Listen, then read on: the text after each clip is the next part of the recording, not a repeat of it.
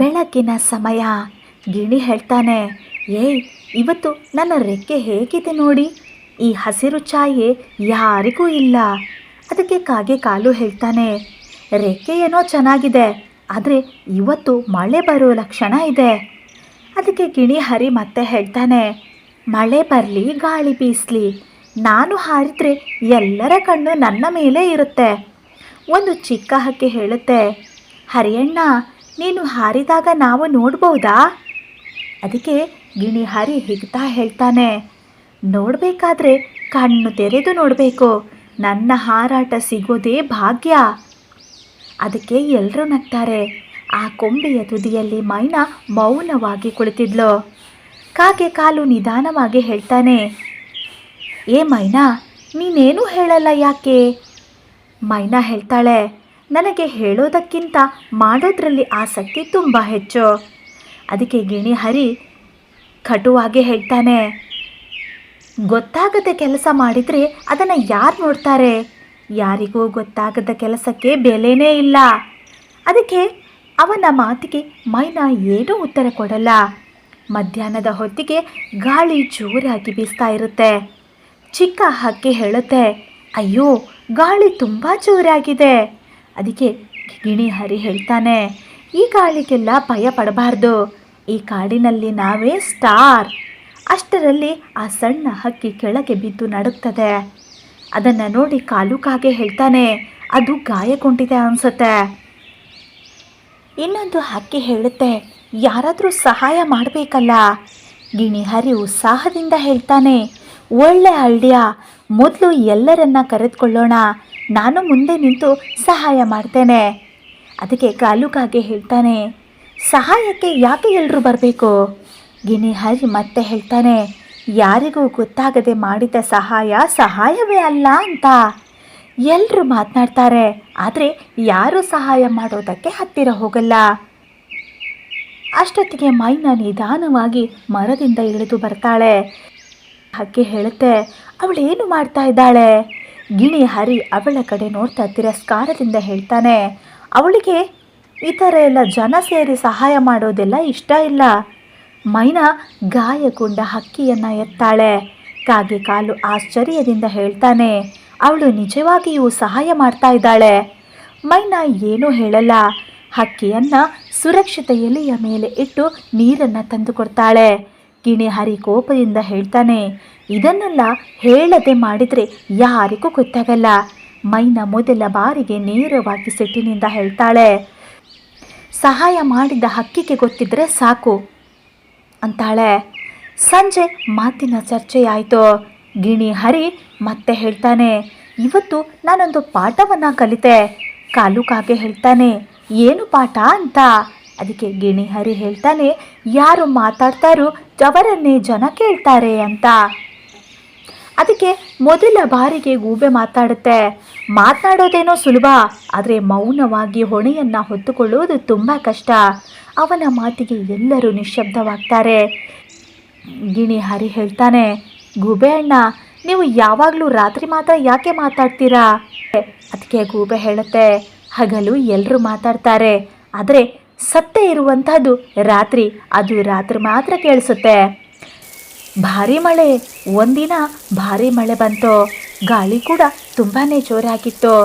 ಅದೇ ಕ್ಷಣದಲ್ಲಿ ಹರಿ ಗಿಣಿ ನೆಲದ ಹತ್ತಿರ ಸಿಲುಕಿ ಬಿದ್ದಿರ್ತಾನೆ. ಗಿಣಿ ಹರಿ ಭಯದಿಂದ ಯಾರಾದರೂ ಇದ್ದೀರಾ, ಸಹಾಯ ಮಾಡಿ ಅಂತ ಕೂಗ್ತಾ ಇರ್ತಾನೆ. ಅದನ್ನು ನೋಡಿದ ಒಂದು ಹಕ್ಕಿ ಹೇಳುತ್ತೆ, ಅವನು ಯಾವಾಗಲೂ ನಮ್ಮನ್ನು ನೋಯಿಸೇ ಮಾತಾಡ್ತಾನೆ, ಈಗ ಯಾಕೆ ಹೋಗಬೇಕು? ಅದಕ್ಕೆ ಕಾಲು ಕಾಗೆ ಸಂಶಯದಿಂದ ಹೇಳ್ತಾನೆ, ಆದರೆ ಇವಾಗ ಈ ಸಮಯ ಅದನ್ನೆಲ್ಲ ನೋಡುವಂಥದ್ದಲ್ಲ ಅಲ್ವಾ? ಅಷ್ಟೊತ್ತಿಗೆ ಮೈನಾ ಹಕ್ಕಿ ಅಲ್ಲಿಗೆ ಬರ್ತಾಳೆ. ಗಿಣಿ ಹರಿ ಅಚ್ಚರಿಯಿಂದ ನೋಡ್ತಾನೆ, ಮೈನಾ ನೀನಾ? ಮೈನಾ ಏನೂ ಹೇಳಲ್ಲ. ಅವನನ್ನು ಎತ್ತಾಳೆ, ಮರದ ಮೇಲ್ಭಾಗಕ್ಕೆ ತಂದು ನಿಲ್ಲಿಸ್ತಾಳೆ. ಗಿಣಿ ಹರಿ ಕಣ್ಣೀರಿನಿಂದ ಹೇಳ್ತಾನೆ, ನೀನು ಯಾಕೆ ನನಗೆ ಸಹಾಯ ಮಾಡಿದೆ? ನಾನು ನಿನ್ನ ಬಗ್ಗೆ ಏನೇನೋ ಮಾತನಾಡಿದ್ದೆ. ಮೈನಾ ಹಕ್ಕಿ ಹೇಳ್ತಾಳೆ, ನೀನು ಬಿದ್ದಾಗ ನಿನ್ನ ಮಾತು ನೆನಪಾಗಲಿಲ್ಲ ನನಗೆ, ಆದರೆ ನಿನ್ನ ಸ್ಥಿತಿ ಏನು ಅಂತ ನೆನಪಾಯಿತು ಅಷ್ಟೇ. ಗಿಣಿ ಹರಿ ಹೇಳ್ತಾನೆ, ಎಲ್ಲರೂ ನೋಡ್ತಿಲ್ಲ ಅನ್ನೋ ಭಯ ನನ್ನಲ್ಲಿತ್ತು. ಅದಕ್ಕೆ ಮೈನಾ ಹೇಳ್ತಾಳೆ, ನಾನು ನೋಡ್ತೀನಿ ಅನ್ನೋ ನಂಬಿಕೆ ನನಗಿತ್ತು. ಮುಂದಿನ ಒಂದು ದಿನ ಚಿಕ್ಕ ಹಕ್ಕಿ ಗಿಣಿಯನ್ನ ಕುರಿತು ಹೇಳ್ತಾಳೆ, ಹರಿಯಣ್ಣ ನೀನಿವತ್ತು ಯಾಕೆ ಶಾಂತವಾಗಿದ್ದೀಯಾ? ಗಿಣಿ ಹರಿ ನಿಧಾನವಾಗಿ ಹೇಳ್ತಾನೆ, ಕೆಲವು ಕೆಲಸಗಳಿಗೆ ಕಾಯಬೇಕು, ಕ್ಯಾಮರಾ ಅಲ್ಲ. ಮೈನಾ ದೂರದಿಂದ ಇದನ್ನೆಲ್ಲ ನೋಡ್ತಾ ಇದ್ಲು. ನಗು ಇರಲಿಲ್ಲ, ಗರ್ವನೂ ಇರಲಿಲ್ಲ. ಅದಕ್ಕೆ ಗೂಬೆ ಹೇಳ್ತಾನೆ, ಈ ಕಾಡಿನಲ್ಲಿ ಯಾರು ಜೋರಾಗಿ ಮಾತಾಡ್ತಾರೋ ಅವರು ಒಂದು ಕ್ಷಣಿಕ ಅಷ್ಟೇ, ಯಾರು ಮೌನವಾಗಿ ಮಾಡ್ತಾರೋ ಅವರು ನೆನಪಾಗಿ ಇರ್ತಾರೆ. ಈ ಕಥೆಯ ನೀತಿ, ಮಾತು ಗುರುತು ಮಾಡಿಸಬಹುದು, ಮೌನದ ಕೆಲಸ ಬದುಕನ್ನು ಬದಲಾಯಿಸ್ತದೆ. ಕಾಡಿನ ಅಂಚಿನಲ್ಲಿ ದೊಡ್ಡ ಆಲದ ಮರ. ಆ ಮರದ ಮೇಲೆ ನೂರಾರು ಹಕ್ಕಿಗಳ ಜೀವನ, ಆಟ, ಜಗಳ, ನಗು, ಮಾತುಗಳ ಜಂಜಾಟ. ಆ ಮರದ ಮೇಲಿನ ಒಂದು ಕೊಂಬೆಯಲ್ಲಿ ಮೈನಾ ಹಕ್ಕಿಯ ವಾಸವಾಗಿತ್ತು. ಕಂಡವರಿಗೆ ಮೊದಲಿನಿಂದಲೂ ಅವಳು ಸ್ವಲ್ಪ ಶಾಂತ, ಸ್ವಲ್ಪ ಮೌನ. ಮತ್ತೊಂದು ಕಡೆ ಬಣ್ಣ ಬಣ್ಣದ ರೆಕ್ಕೆಗಳೊಂದಿಗೆ ಗಿಣಿ ಹರಿ. ಹೇಳಿದ ಮಾತು ಎಲ್ರಿಗೂ ಕೇಳಿಸ್ಬೇಕು, ಹೊಗಳಿಕೆ ಬೇಕು, ಪ್ರಶಂಸೆ ಬೇಕು ಅನ್ನೋದು ಅವನಿಗೆ ಇತ್ತು. ಆ ದಿನ ಸಂಜೆ ಆಕಾಶದಲ್ಲಿ ಮೋಡ ನಿಂತಿತ್ತು. ಗಾಳಿ ಜೋರಾಗಿ ಬೀಸತೊಡಗಿತು. ಎಲೆಗಳು ಅಲ್ಲಾಡ್ತಾ ಇದ್ವು.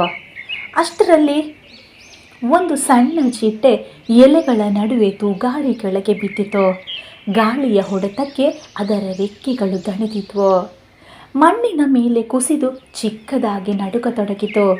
ಅದನ್ನು ನೋಡಿ ಹಲವಾರು ಹಕ್ಕಿಗಳು ಸುಮ್ಮನೆ ನಿಂತಿದ್ವು. ಆದರೆ ಯಾರೂ ಹತ್ತಿರ ಬರಲಿಲ್ಲ. ಅದು ಬಿದ್ದಿದೆ ಅಂದರೆ ಅದು ನಮ್ಮ ತಪ್ಪಾ? ಅದಕ್ಕೇನಾಗುತ್ತೋ ಆಗಲಿ ಅಂತ ಕೆಲವರು ತಲೆ ತಿರುಗಿಸಿಕೊಂಡು ಹೋದರು. ಗಿಣಿ ಮಾತ್ರ ಗಾಬರಿಯಿಂದ ಕರೆಯಿತು, ಅಯ್ಯೋ, ಯಾರಾದರೂ ವಿಡಿಯೋ ಮಾಡಿ, ನಾವು ಇದಕ್ಕೆ ಸಹಾಯ ಮಾಡಿದರೆ ಎಲ್ಲರೂ ನೋಡ್ತಾರೆ, ನಮ್ಮ ಹೆಸರು ಬರಬೇಕು. ಆದರೆ ಆ ಗಿಣಿ ಕೂಡ ಏನೂ ಮಾಡಲಿಲ್ಲ. ಈ ಎಲ್ಲ ಡ್ರಾಮಾಗಳ ಮಧ್ಯ ಮೈನಾ ಹಕ್ಕಿ ನಿಧಾನವಾಗಿ ಚಿಟ್ಟೆಯ ಹತ್ತಿರ ಹಾರ್ತಾಳೆ. ಅವಳ ಮುಖದಲ್ಲಿ ಯಾವ ಭಯವೂ ಇಲ್ಲ, ಯಾವ ಗರ್ವವೂ ಇಲ್ಲ. ಅವಳು ಚಿಟ್ಟೆಯನ್ನು ತನ್ನ ಕೊಕ್ಕಿನಲ್ಲಿ ಬಹಳ ಜಾಗರೂಕತೆಯಿಂದ ಎತ್ತಿಕೊಳ್ತಾಳೆ. ಯಾರನ್ನೂ ಕರೆದಿಲ್ಲ, ಯಾವ ಘೋಷಣೆನೂ ಇಲ್ಲ, ಮೌನ. ಮರದ ಮೇಲಿನ ಒಂದು ಸುರಕ್ಷಿತ ಎಲೆಯ ಮಧ್ಯೆ ಚಿಟ್ಟೆಯನ್ನು ಇಟ್ಟು ಸ್ವಲ್ಪ ನೀರನ್ನು ತಂದುಕೊಡ್ತಾಳೆ. ಕೆಲ ನಿಮಿಷಗಳ ನಂತರ ಆ ಚಿಟ್ಟೆ ಕಣ್ಣು ತೆರೆದು ರೆಕ್ಕೆಯನ್ನು ಹರಡುತ್ತೆ, ಮತ್ತೆ ಹಾರುತ್ತೆ. ಯಾರಿಗೂ ಗೊತ್ತಾಗಲಿಲ್ಲ. ಆದರೆ ಮೈನಾಳ ಹೃದಯದಲ್ಲಿ ಒಂದು ಸಣ್ಣ ನಗು. ಮುಂದಿನ ದಿನ ಬೆಳಿಗ್ಗೆ ಗಿಣಿ ಹರಿ ಎಲ್ಲ ಹಕ್ಕಿಗಳನ್ನು ಕರೆಯಿತು. ನಿಮಗೆ ಗೊತ್ತಾ, ನಿನ್ನೆ ಬಿದ್ದ ಚಿಟ್ಟೆ, ಅದಕ್ಕೆ ಸಹಾಯ ಮಾಡಬೇಕು ಅಂದ್ಕೊಂಡಿದ್ದೆ ಅಂತ ಹೇಳ್ತಾನೆ. ಅದನ್ನು ಎಲ್ಲರೂ ನೋಡ್ತಾ ಇದ್ರು. ನಾನು ವಿಡಿಯೋ ಮಾಡ್ಕೊಂಡಿದ್ದರೆ ಚೆನ್ನಾಗಿರ್ತಿತ್ತು, ಯೂಟ್ಯೂಬ್ನಲ್ಲಿ ಮಿಲಿಯನ್ ವ್ಯೂಸ್ ಬಂದಿರ್ತಿತ್ತು ಅಂತಾನೆ. ಅದನ್ನು ಕೇಳಿ ಎಲ್ಲರೂ ನಗ್ತಾರೆ. ಕಾಲುಕಾಗೆ ಹೇಳ್ತಾನೆ, ಆದರೆ ನಿಜವಾಗಿಯೂ ಸಹಾಯ ಮಾಡಿದವರು ಯಾರು? ಯಾರಿಗೂ ಗೊತ್ತಿರಲಿಲ್ಲ. ಮೈನಾ ಮೌನವಾಗಿಯೇ ಕುಳಿತುಕೊಂಡಿದ್ಲು. ಅವಳು ನಗ್ಲೂ ಇಲ್ಲ, ಹೇಳಲೂ ಇಲ್ಲ. ಕಾಲ ಹೀಗೆ ಕಳೀತಾ ಇತ್ತು. ಒಂದಿನ ಭಾರೀ ಮಳೆ, ಮಿಂಚು. ಅದೇ ಗಿಣಿ ಹರಿ ನೆಲದ ಹತ್ತಿರ ಸಿಲುಕಿಕೊಂಡು ಬಿಟ್ಟಿತು. ರೆಕ್ಕೆಗಳು ನೆನೆದು ಹಾರಲಾಗಲಿಲ್ಲ. ಯಾರು ಸಹಾಯ ಮಾಡ್ತಾರೆ ಅಂತ ಕೂಗ್ತಾ ಇದ್ದ. ಅವನ ಮಾತುಗಳು ಗೊತ್ತಿದ್ರಿಂದ ಎಲ್ಲರೂ ಹಿಂಜರಿತಾರೆ. ಅಷ್ಟರಲ್ಲಿ ಯಾರು ಧಾವಿಸಿ ಬಂದರು ಗೊತ್ತಾ? ಹೌದು, ಮೈನಾ ಹಕ್ಕಿ. ಮತ್ತೆ ಮೌನ, ಮತ್ತೆ ಘೋಷಣೆ ಇಲ್ಲ. ಅವಳು ಗಿಣಿಯನ್ನು ಎತ್ತಿ ಮರದ ಮೇಲಿನ ಸುರಕ್ಷಿತ ಕೊಂಬೆಯನ್ನು ತಲುಪಿಸ್ತಾಳೆ. ಮಳೆ ನಿಂತ ನಂತರ ಗಿಣಿ ಹರಿ ಕಣ್ಣೀರಿನಿಂದ ಹೇಳ್ತಾನೆ, ನೀನು ನನಗೆ ಯಾಕೆ ಸಹಾಯ ಮಾಡಿದೆ? ನಾನು ನಿನ್ನ ಬಗ್ಗೆ ಯಾವತ್ತೂ ಚೆನ್ನಾಗಿ ಮಾತನಾಡಲೇ ಇಲ್ಲ. ಮೈನಾ ಹಕ್ಕಿ ನಗ್ತಾ ಹೇಳ್ತಾಳೆ, ಸಹಾಯ ಅನ್ನುವಂತಹದ್ದು ಜಾಹೀರಾತಿಗೆ ಅಲ್ಲ, ಅದು ಮನಸ್ಸಿಗೆ ಬರುವಂತಹದ್ದು. ಅಂದಾಗ ಗಿಣಿ ಹರಿ ಮೌನವಾಗಿ ಬಿಡ್ತಾನೆ. ಆ ಗಿಣಿ ಮೊದಲ ಬಾರಿಗೆ ಕಲಿತಾನೆ, ಹೆಸರಿಗಿಂತ ಕೆಲಸ ದೊಡ್ಡದು ಅಂತ. ಆ ದಿನದಿಂದ ಗಿಣಿ ಹರಿ ಬದಲಾಗ್ತಾನೆ. ಹೇಳುವುದಕ್ಕಿಂತ ಮಾಡುವುದಕ್ಕೆ ಹೆಚ್ಚು ಮಹತ್ವ ಕೊಡತೊಡಗ್ತಾನೆ. ಮೈನಾ ಅವಳು ಇನ್ನೂ ಮೌನದಲ್ಲೇ.